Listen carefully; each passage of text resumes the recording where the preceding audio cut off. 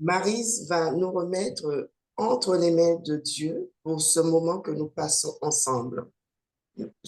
Et ensuite, après la prière de Maryse, nous entendrons le chant thème. Merci. Merci Marie-Hélène. Nous allons prier. Éternel, notre Dieu, notre tendre Père céleste, nous sommes tous réunis ce matin, ce midi pour d'autres, et nous te remercions des grâces infinies que tu nous accordes, de ta bonté envers chacun de nous. Nous te remercions aussi, Seigneur, pour cette intelligence, ce discernement, ces leçons, cette éducation que tu nous donnes à travers ta parole. Aide-nous à y être attentifs, Seigneur, parce que ces enseignements sont précieux. Nous te remercions pour Michel Hippolyte qui est là ce matin avec nous. Et nous te demandons aussi de la joindre de ton Saint-Esprit, afin qu'il lui accorde sagesse, intelligence, connaissance, transmission aussi efficace de ce qu'elle a appris de toi. Merci Seigneur de nous permettre d'être à ton écoute. Nous te le demandons au nom de ton bien-aimé Fils Jésus et pour sa gloire. Amen. Amen. Amen. Amen. L'amour de Dieu de loin surpasse ce qu'on peut dire. Un cœur humain, il est plus grand que les espaces, même en l'abîme, il nous atteint. Pour le péché de notre monde, Dieu nous donna Jésus. Il nous pardonne aux paix profondes, il sauve les perdus. Verser de l'encre dans les ondes, changer le ciel en parchemin, tendez la plume à tout le monde et que chacun soit écrivain, vous dire tout l'amour du Père ferait tarir les eaux et remplirait la place entière sur ces divins rouleaux. La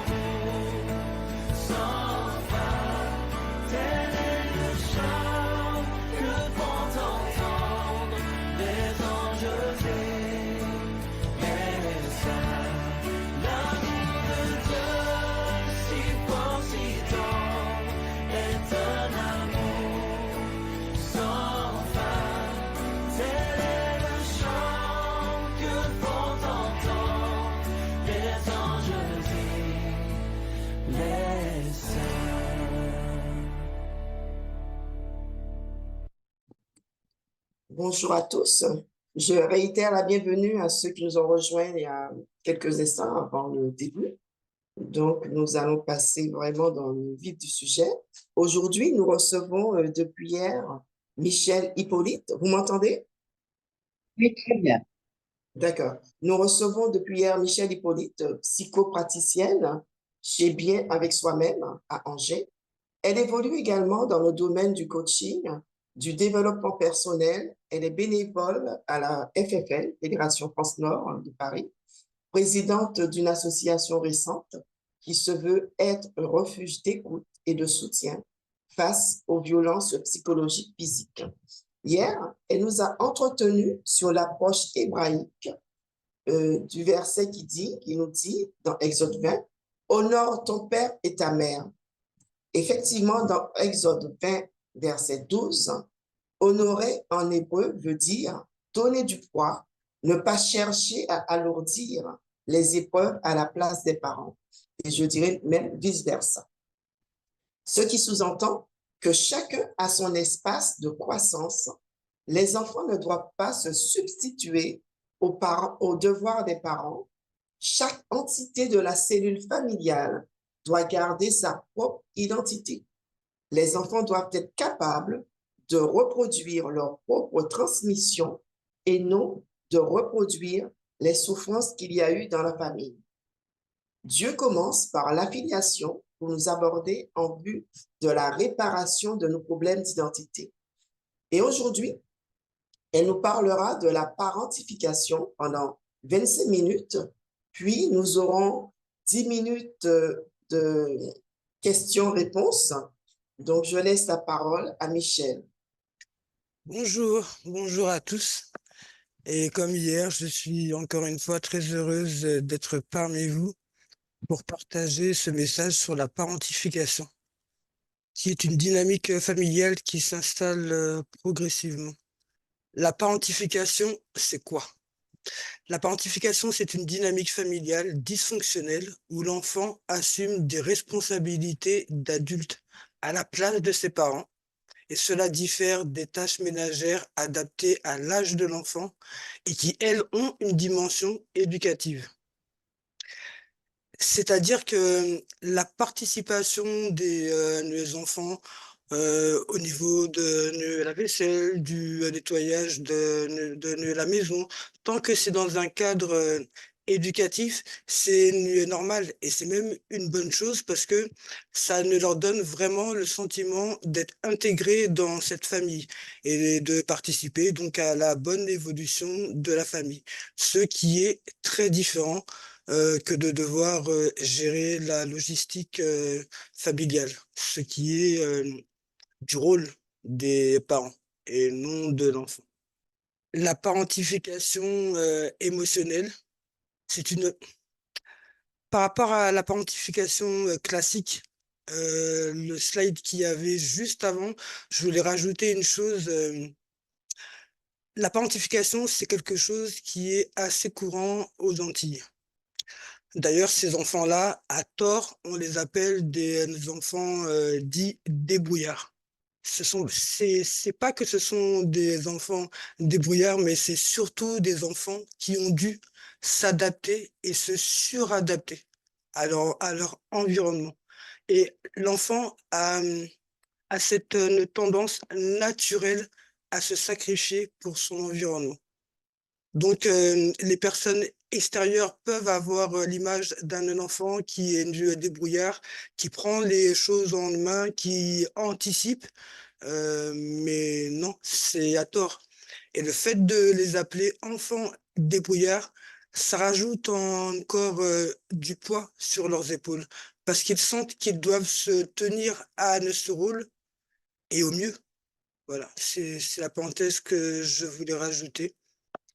La parentification émotionnelle est une dynamique familiale nocive où l'enfant est contraint de jouer le rôle de médiateur, confident ou psychologue pour ses parents ou alors d'autres membres de la famille.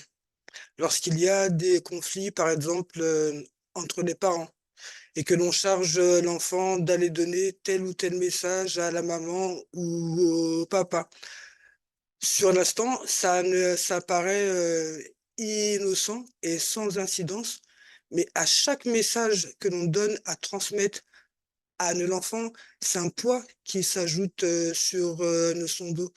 Et puis, c'est un inconfort intérieur, c'est un petit peu comme prendre le poids de la responsabilité, euh, de la viabilité du couple de ses parents. Selon la façon dont je vais transmettre le message, va pouvoir faire en sorte que papa et maman vont peut-être rester ensemble. Peut-être que si j'avais dit les choses comme ci, comme ça, peut-être que maman, elle aurait mieux compris ou elle aurait mieux réagi. Et c'est une charge émotionnelle qui, qui a une nocivité sur l'enfant, qui va faire qu'il va mettre sa propre vie de côté pour pouvoir assumer cette mission qu'il a le sentiment que l'on lui donne que de ne résoudre le conflit parental, par exemple. Ou alors le fait de nous raconter ses déboires, ses expériences négatives, les traumas que l'on a pu vivre dans son enfance, surtout lorsqu'on insiste sur les détails. Ce n'est pas sans répercussion sur l'enfant. Ce n'est pas des échanges à adapter parce que l'enfant, il a son propre besoin de construire et de vivre sa vie d'enfant. Il ne peut pas être un enfant et en parallèle être le psychologue ou le bienfaiteur de son parent. Donc, il va devoir sacrifier l'un des deux. Et bien souvent, les enfants, par amour et par esprit de sacrifice, choisissent de se sacrifier eux. Donc, le comportement que l'on a, les paroles, les attitudes, euh, tout ça, ça a eu une incidence sur le bon développement de nos enfants. Dans la parentification, il est fréquent de ne pas se rappeler d'avoir été un enfant insouciant, sauf d'avoir quelques souvenirs liés à une figure bienveillante, mais autre que ses parents. Parce qu'encore une fois, dans la parentification, au sein de notre famille, on a appris petit à petit à se sacrifier nous. Donc, on se doit d'être le psychologue ou le médiateur ultra compétent. Donc, quand je suis en présence de mes parents, au sein de ma famille, je vais être le mini-adulte ultra compétent. Et peut-être que je vais pouvoir avoir des petits moments d'insouciance, de légèreté, mais quand je serai dans d'autres cadres, dans d'autres contextes, comme à l'école. D'où le fait d'avoir des souvenirs insouciants avec d'autres figures que celles de nos parents, avec un maître, avec une maîtresse, ou des membres à l'église, un oncle ou une tante chez qui l'on va pendant les vacances. Et c'est uniquement à ces moments-là que l'on retrouve son statut d'enfant et sa vie d'enfant, donc son insouciance. Et j'avais noté quelque chose par rapport à cela. Le manque de sollicitation affective chez les enfants n'est pas sans répercussion, même si bien souvent ça vient de certaines souffrances que les parents ont eux-mêmes, ce qui va créer un handicap à créer, à ne développer une intimité avec les enfants. Il y a des parents qui ont du mal tout simplement à jouer avec leurs enfants. C'est pas parce qu'ils ne le veulent pas, mais c'est réellement une incapacité. Parce que ça peut réveiller certaines souffrances, un inconfort émotionnel que le parent n'est pas encore prêt à ne gérer. Donc, du coup, on va opter pour des comportements d'évitement, faire en sorte d'avoir un emploi du temps chargé d'une façon à ce que ça me laisse un minimum de temps seul avec mon enfant. Mais ça, c'est encore une fois très inconscient. Et donc, pour revenir sur le manque de sollicitation affective chez un enfant, ça va venir affaiblir les lobes préfrontaux. Les lobes préfrontaux se trouvent dans le cerveau et c'est ce qui constitue la base neurologique de l'anticipation. Ça va venir aussi atrophier le système limbique, qui est le socle neurologique de la mémoire et des émotions. Et tout ça, on remarquera que c'est très en lien avec la lecture du moment sur les pensées et nos jeunes. Leur capacité à prendre des décisions, à penser par eux-mêmes, à avoir cette indépendance psychique, mais surtout émotionnelle. Et lorsqu'ils sont adultes, pour la transmission, on a besoin de cette indépendance émotionnelle et de pouvoir être en mesure de gérer également nos émotions. Et par conséquent, ça affecte la capacité de l'enfant à apprendre, à se souvenir, à gérer ses émotions. Et pour développer et pour leur développement optimal, il est vraiment crucial de pouvoir leur fournir un environnement affectueux et stimulant. Voilà, c'était la parenthèse que je voulais indiquer aux parents qui sont peut-être présents avec nous. La parentification est une perturbation des frontières générationnelles au sein de la famille où l'enfant doit sacrifier son besoin d'attention, de sécurité et de considération en tant qu'enfant. Parce qu'encore une fois, il ne peut pas être un enfant qui s'épanouit et en même temps, en parallèle, être ce mini-adulte que l'on attend de lui. Et comme il aime ses parents, il cherchera à être un mini-adulte très compétent. Donc le sacrifice de sa personne sera total.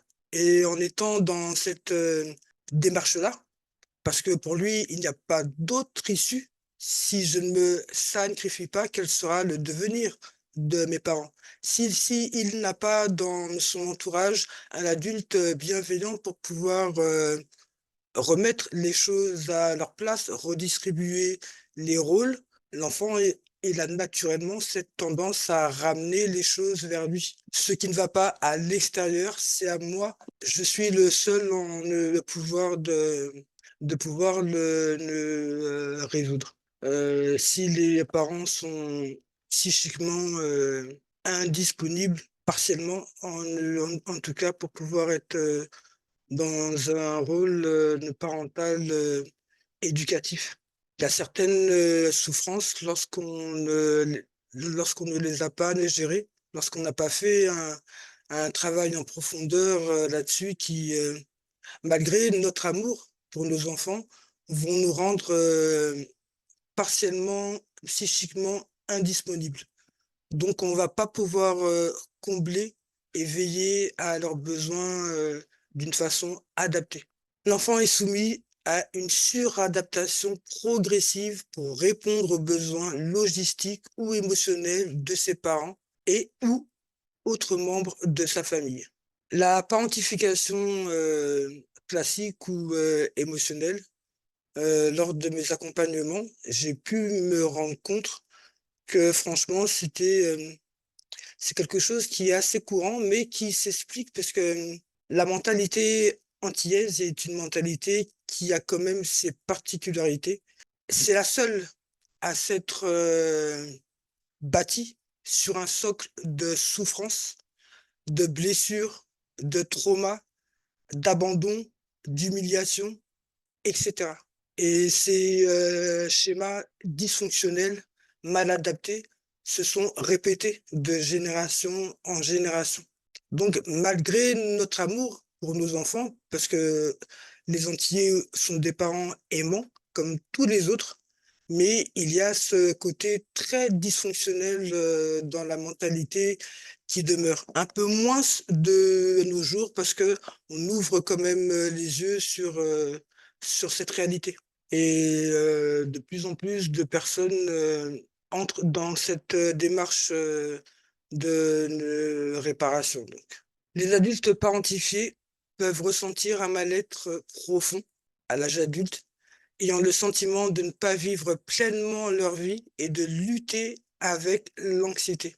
Ayant le sentiment de ne pas vivre pleinement leur vie, c'est beaucoup dû au fait il y a beaucoup de stades de l'enfance, de la petite enfance, à l'adolescence qui n'ont pas pu être vécues de manière adaptée, puisque l'enfant a dû sacrifier sa personne et surtout était dans une suradaptation. Et ils peuvent également avoir du mal à apprécier et à vivre le moment présent ainsi qu'à se prioriser. Parce qu'en même temps, le cerveau, il a ses habitudes de fonctionnement. Si enfant, j'ai vécu dans la parentification, j'aurais plus tendance à être dans l'anticipation. Dans l'anticipation et toujours à prévoir les éventualités. Et bah, c'est ce qu'on appelle de l'anxiété. Et du coup, ça m'empêche d'être pleinement présente dans le moment le présent. Parce que j'ai mon cerveau qui est pratiquement toujours en activité, même en suractivité. La parentification peut entraîner un sentiment de responsabilité excessive pour le bien-être des autres, ainsi que le sentiment de culpabilité, de honte, d'intolérance envers soi-même.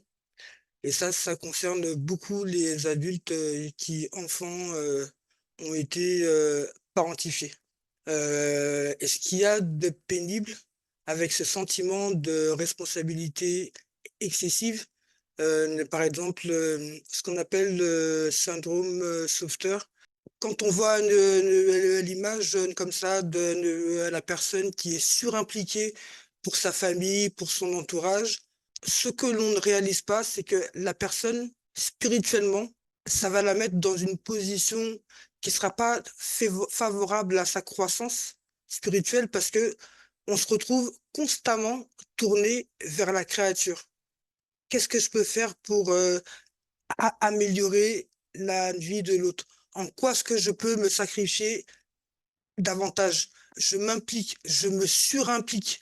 Et au bout du compte, je passe davantage de temps, je donne davantage de mon énergie pour améliorer mon entourage, pour le bien-être de l'autre. Et je suis davantage tourné vers les créatures que vers le créateur.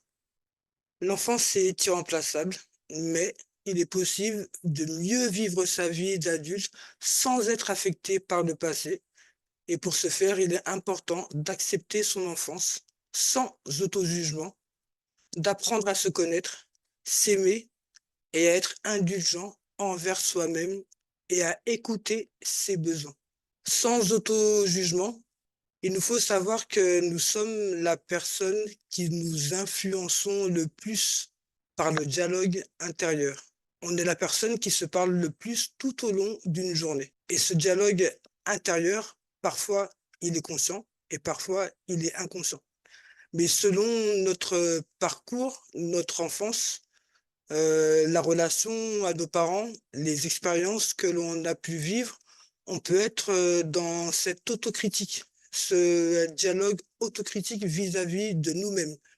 Et un dialogue qui est dans l'auto-critique va avoir une tendance à être dans cet auto-jugement qui nous maintient dans cette souffrance. Faire attention à son dialogue intérieur, ça influence énormément nos comportements, surtout quand on est dans l'objectif d'un changement, d'une amélioration que l'on souhaite instaurer des habitudes, des nouveaux principes, de nouvelles mœurs.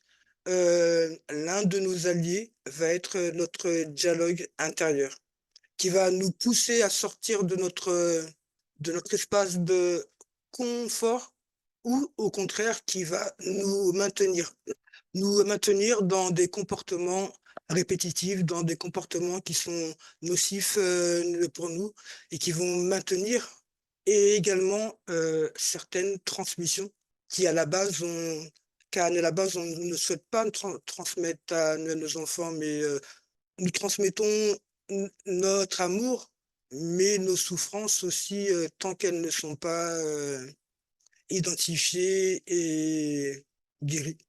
Il est vraiment crucial de réfléchir à ce que nous transmettons à nos enfants. Prendre conscience premièrement de l'héritage que l'on a eu de notre enfance ou pas, et maintenant à adulte, qu'est-ce que l'on donne à nos enfants? Quelle attitude, quel comportement, quels mots on choisit de leur dire? Les mots sont très importants, tout comme l'absence de mots peut aussi avoir une incidence. On peut aimer son enfant et avoir des difficultés à le verbaliser. Les enfants ont besoin de s'entendre dire les choses. Même si je suppose que maman, papa m'aiment, mais j'ai ce besoin de m'entendre dire les choses. Et le cerveau a aussi besoin d'entendre ces mots-là pour les enregistrer, pour les intégrer. Un enfant qui ne s'entend jamais dire qu'il est précieux, qu'il est aimé par ses parents, peut en déduire que, tiens, si contrairement à mon cousin ou à ce que j'ai pu observer, ou tout simplement par besoin d'affection, un enfant qui ne s'entend pas dire ces fameux mots-clés peut en déduire qu'il n'est pas désiré, qu'il est toléré, mais pas vraiment aimé. Et il peut se poser des questions sur sa capacité à plus tard être heureux. Même si il n'y a pas de coup physique ou l'environnement affectueux et bienveillant, ça a vraiment une influence décisive sur la perception que l'on a de nous-mêmes, la perception que l'on a de nous, influence nos pensées, notre raisonnement, donc les choix que l'on va faire, surtout en tant qu'adulte. Dans les comportements que l'on a avec nos enfants, il va y avoir aussi cette image de Dieu que l'on va transmettre à nos enfants. Donc, il y a vraiment une responsabilité cruciale qui appartient à chaque parent, à chaque membre d'une même famille quant à ses attitudes et son comportement et à ce qui reflète de sa personne en général. Les enfants ont ce besoin de cohérence. Ils ont un besoin de cohérence. Il faut que ce qui est étudié à la maison, ce qui est raconté dans des histoires bibliques à la maison comme à l'église, il faut pouvoir retrouver ce côté pratique de ce qui nous est enseigné dans nos expériences et dans nos relations à nos enfants et pour les enfants dans leur relation aux parents.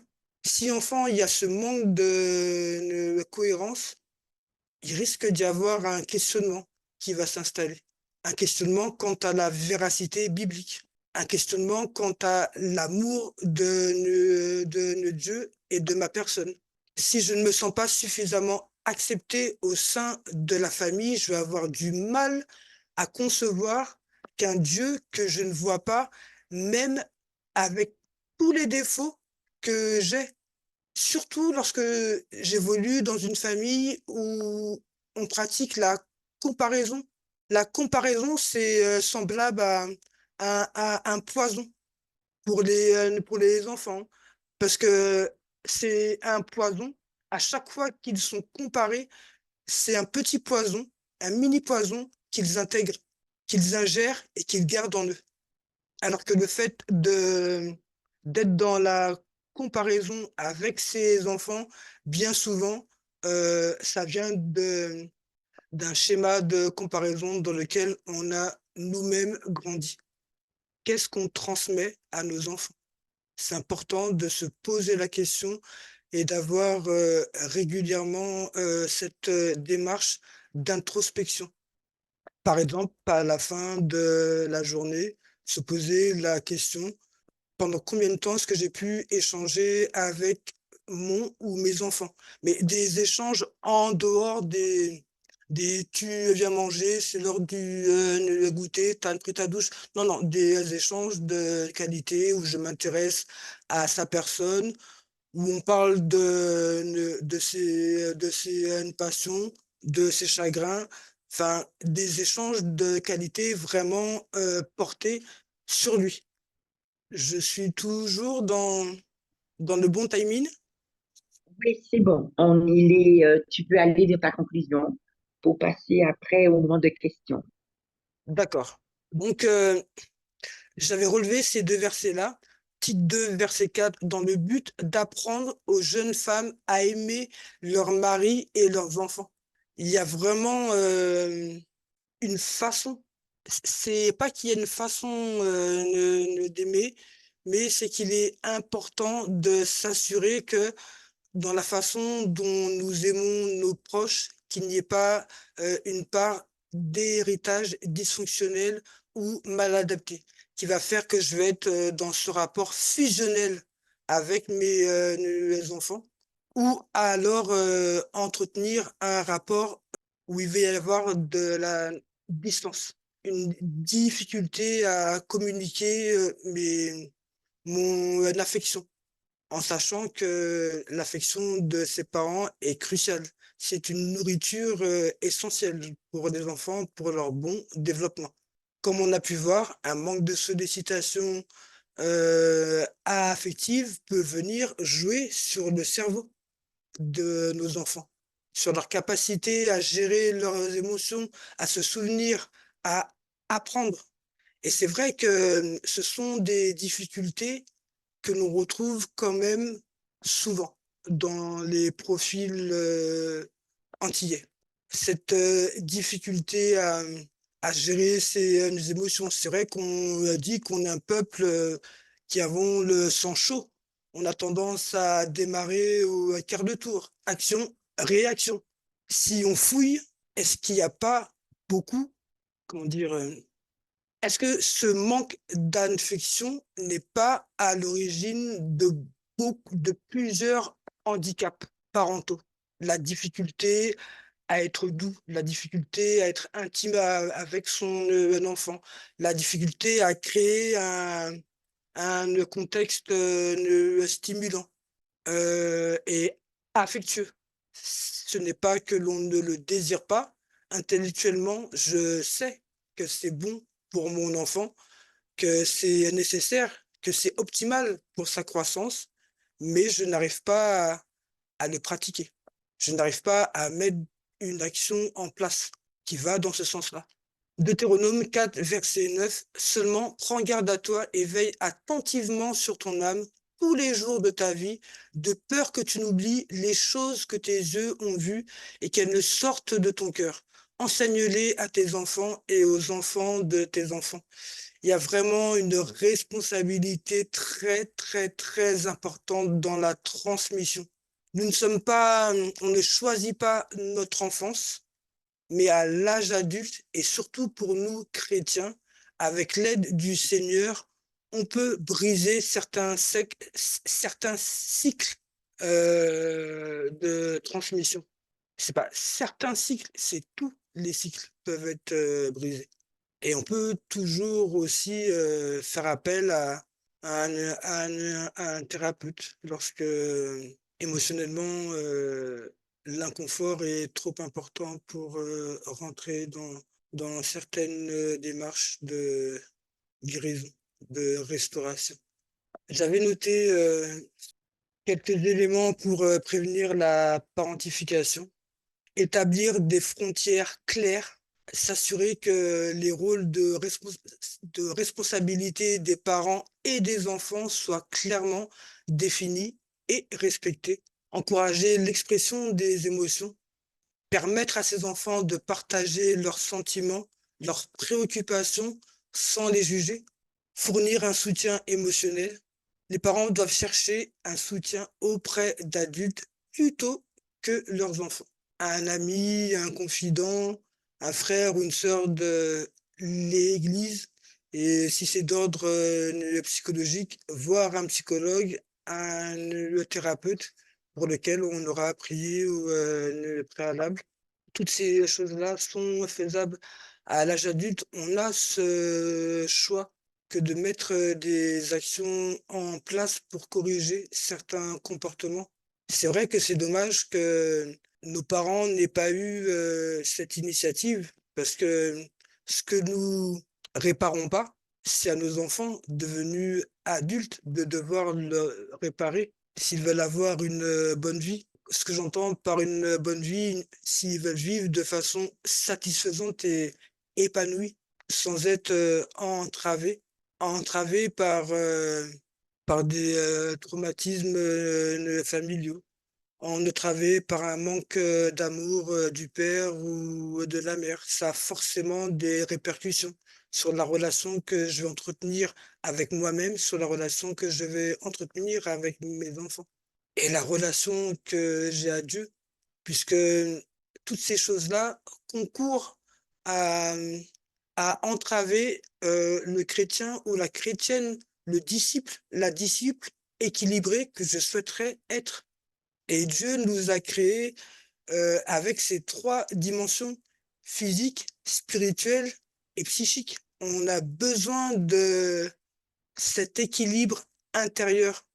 Lorsqu'une de ces dimensions-là est en souffrance, ça va créer un déséquilibre à l'intérieur de nous. Ce déséquilibre-là, il entrave cette joie du chrétien et cette paix intérieure, mais une paix durable, pas une paix momentanée que je vais ressentir à la suite d'un chant ou d'une louange. Et cette paix-là, à la moindre occasion, elle disparaît. Pour qu'elle puisse être durable et profitable, on a besoin de cet équilibre intérieur. Donc, on a besoin de prendre nos responsabilités vis-à-vis de notre santé mentale. Et le Saint-Esprit est là pour nous accompagner dans ce cheminement de restauration, pas à pas, selon nos rythmes, nos capacités, notre résilience. Et je peux vous dire que lors d'un accompagnement, j'ai pu voir le Saint-Esprit, mais renforcer la force intérieure des personnes, mais au-delà de leur espérance. Je ne veux pas rentrer dans les détails parce que je me dois d'avoir cette confidentialité, mais le fait d'être chrétien, euh, le fait d'avoir cette possibilité d'avoir le Saint-Esprit comme partenaire de cheminement, c'est vraiment une grâce dont on n'a pas idée.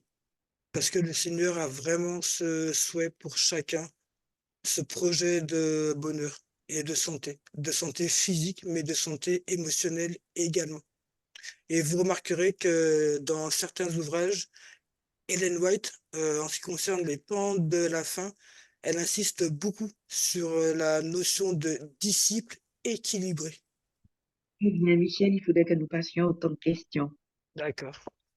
Donc, nous aurons 10 minutes pour les questions-réponses. N'hésitez pas à poser vos questions. Michel prendra le soin de vous répondre. Il y a une question. Vous m'entendez? Il y a une question.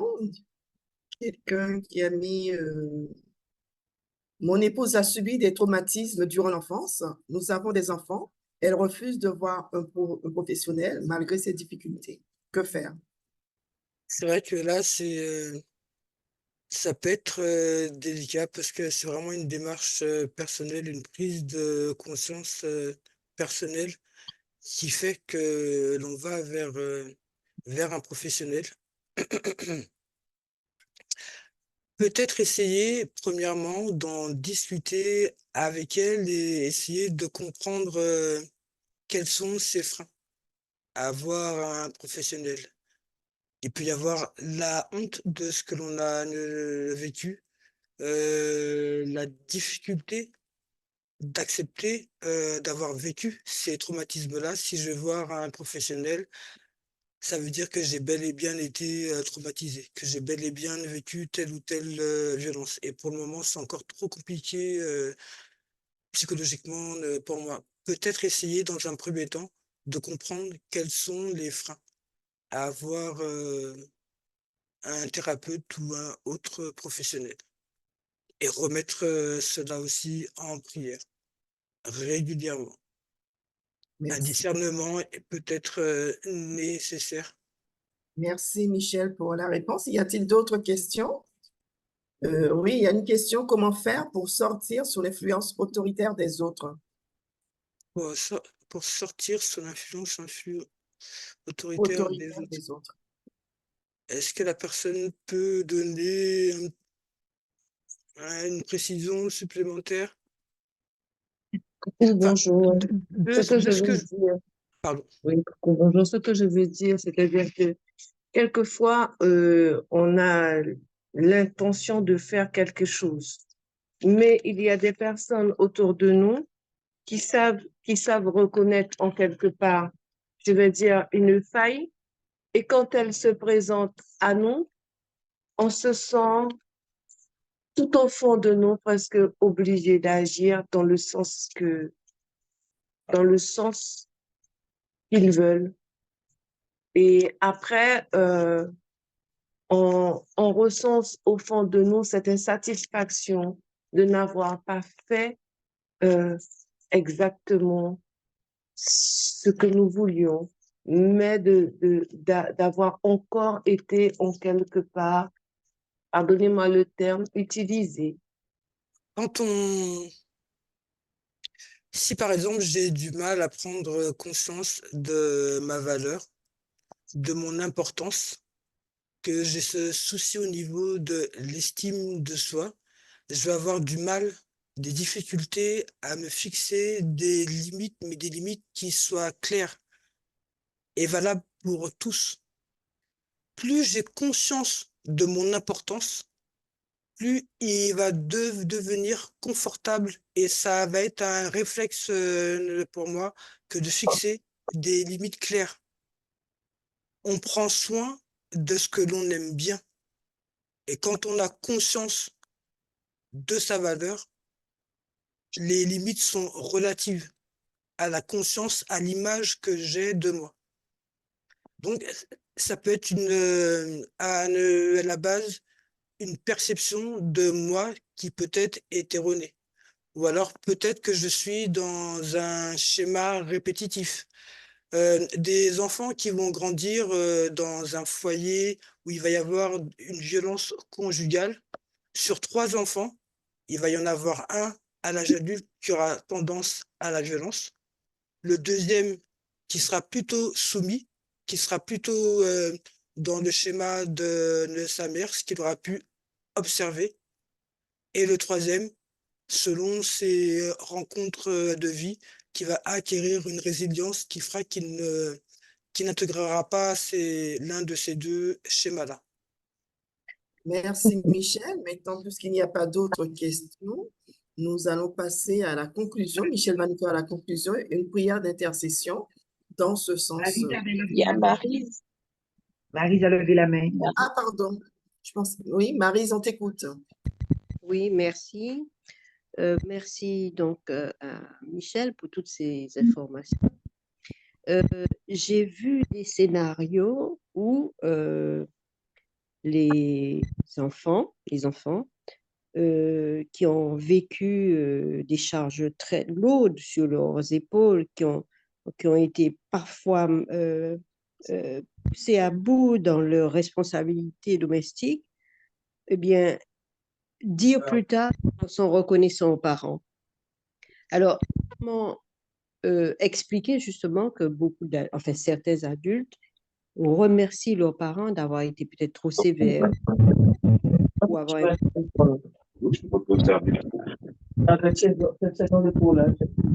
qu'est-ce qui a pu empêcher des traumatismes ou empêcher à cette parentification de trop s'installer?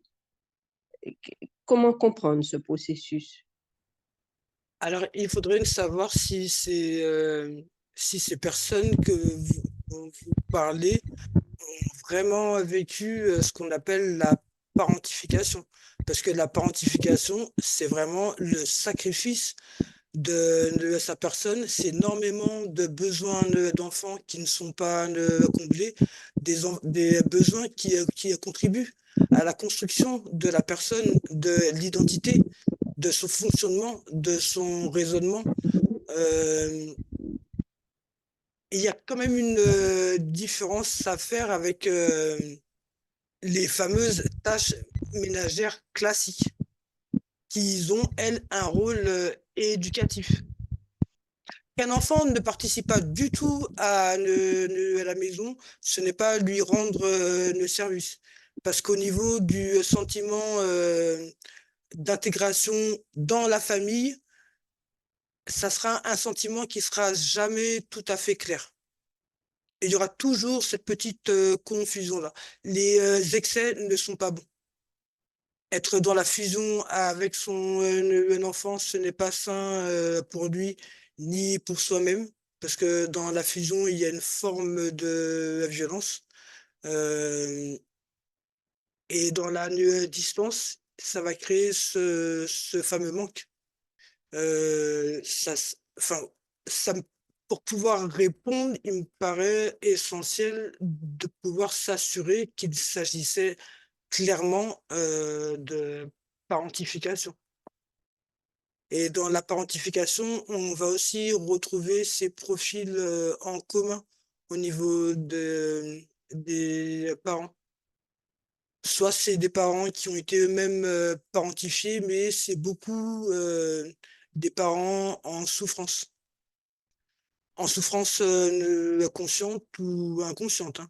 Il peut y avoir des troubles psychologiques ou psychiatriques qui expliquent que la parentification puisse s'établir au sein de la famille. Si mon parent est dépressif chronique ou a un autre trouble, euh, ça peut expliquer que cette parentification finisse par s'intégrer au sein de la famille. Je ne sais pas si mon explication était suffisamment claire. Merci Michel pour la réponse. Maintenant, Gabrielle a levé la main. J'ai un problème. J'ai un problème que je n'arrive pas à résoudre. Il s'agit d'un parent qui a un enfant qui a moins de 5 ans. Je veux comprendre la situation parce que un jour, je lui ai dit, il n'est pas ton petit mari, il est un enfant parce que elle l'embrassait sur la bouche. Les enfants appellent ça bisou baveux et elle lui parle de tout ce qui la concerne. Ensuite, il est super félicité, si bien que ce que je constate à la longue, c'est que c'est comme un petit enfant roi, parce que de toutes les manières, il va être compris, il va être défendu, il va être ceci, il va être cela. Et je n'arrive pas à situer l'enfant dans son enfance et je ne sais pas comment lui venir en aide. Je ne sais plus comment lui venir en aide. Quand vous avez l'opportunité de passer des temps avec cet enfant-là, c'est déjà le considérer comme un enfant. Le considérer comme un enfant, lui apporter un espace de communication libre euh, et l'influencer, enfin l'encourager à exprimer ses émotions, ses sentiments, tant que vous êtes à sa présence. Tout ce que vous pouvez lui apporter comme cadre adapté, euh, ça lui permettra d'être confronté lorsqu'il est à vous, en votre présence, à cet équilibre. Lorsque je suis avec le tata ou enfin, je ne sais pas quelles sont vos relations, ni le statut que vous avez par rapport à cet enfant-là, mais l'avantage qu'il pourrait y avoir pour lui, c'est que quand je suis avec un tel, je suis confronté à un équilibre. Et peut-être essayer d'avoir un temps d'échange avec la mère et voir comment est-ce que je peux formuler les choses sans qu'elle se sente vexée ou attaquée, sans que son rôle, sa capacité de mère soit remise en cause. Mais selon son profil. Les profils sont tous différents. Il y a des profils où l'approche ne sera pas la même. Mais au moins pour l'enfant, que les temps qui sont avec vous puissent être des moments où je suis confronté à un équilibre. Merci Michel pour toutes ces réponses. Le temps de questions-réponses s'est écoulé. Nous allons passer un moment d'intercession avec Michel sur le thème d'aujourd'hui. Avant de passer à l'intercession dans la salle principale avec Schiller et Rodi. Schiller qui va nous intercéder pour la rubrique sociale et Rudy pour la rubrique mission. Je te laisse le soin de nous conduire en prière, Michel, sur le sujet d'aujourd'hui. Notre Père, merci encore une fois pour la vie, pour la santé, mais surtout merci d'avoir permis ce temps d'échange. Je te prie de bien vouloir ouvrir nos intelligences à la bonne compréhension de ta parole. Permets que les personnes qui peut-être se sont reconnues dans ce rôle d'adulte parentifié, les personnes qui souhaitent au contraire pouvoir prévenir de cette parentification, donne-leur le discernement nécessaire et l'assurance que tu es là à leur côté pour les accompagner. Parce que tu as ce projet de santé et de bonheur pour chacun de tes enfants. Et que tu souhaites que chacune de tes créatures puisse s'épanouir, puisse croître selon la route que tu lui as donnée, selon le chemin que tu lui as donné. On est tous appelés à aller vers sa propre terre intérieure, la réalisation que tu as pour chaque individu, Seigneur. Que l'on puisse trouver l'écoute, la bienveillance, la compréhension, le non-jugement nécessaire à être dans cette dynamique pour toujours être en recherche d'amélioration de soi. Qu'est-ce que je peux faire, mettre en place pour améliorer ma relation à mes enfants, ma relation à toi, ma relation à moi-même? Comment est-ce que je peux pratiquer ces dons et ces talents que tu m'as donnés? Bien souvent, il y a des parcours, il y a des traumatismes, il y a des blessures, des nœuds émotionnels qui font que l'on ne se voit pas tel que l'on est. Permet, suscite des expériences réparatrices qui vont contribuer, nous aider à modifier des comportements qui sont inscrits depuis trop longtemps, Seigneur, afin que nous puissions pratiquer ces dons et ces talents que tu nous as donnés pour notre éveil, pour notre bien-être, mais surtout pour l'autre, que tout ce cheminement dans notre vie, avec tous les moments douloureux, difficiles, qui l'agrémentent, puisse être aussi un témoignage pour mon prochain. Et aide-moi à ne pas oublier que mon prochain, c'est mes enfants également. Pardonne-nous pour tous nos manquements, pour nos offenses.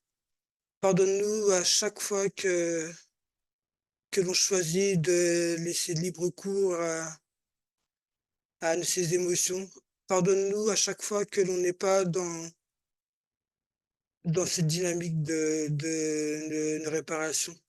C'est toi qui sondes les cœurs, c'est toi qui connais les freins de chacun, les blocages de chacun. Je te prie de nous donner suffisamment de discernement pour que nous puissions quitter cet état de mort émotionnelle pour pouvoir dire oui à la vie en Jésus-Christ, à cette vie qui caractérise le chrétien, par une ressemblance à ton image, mais aussi une ressemblance à ton fonctionnement. Donne-nous cette bienveillance à chacun qui est nécessaire, cette bienveillance pour le bon fonctionnement, pour le bon raisonnement et surtout pour établir nos pensées. Car nous sommes des modèles, des références pour nos enfants et notre entourage. Je te prie de bien vouloir agréer ces prières au nom de ton Fils bien-aimé. Amen. Amen. Amen.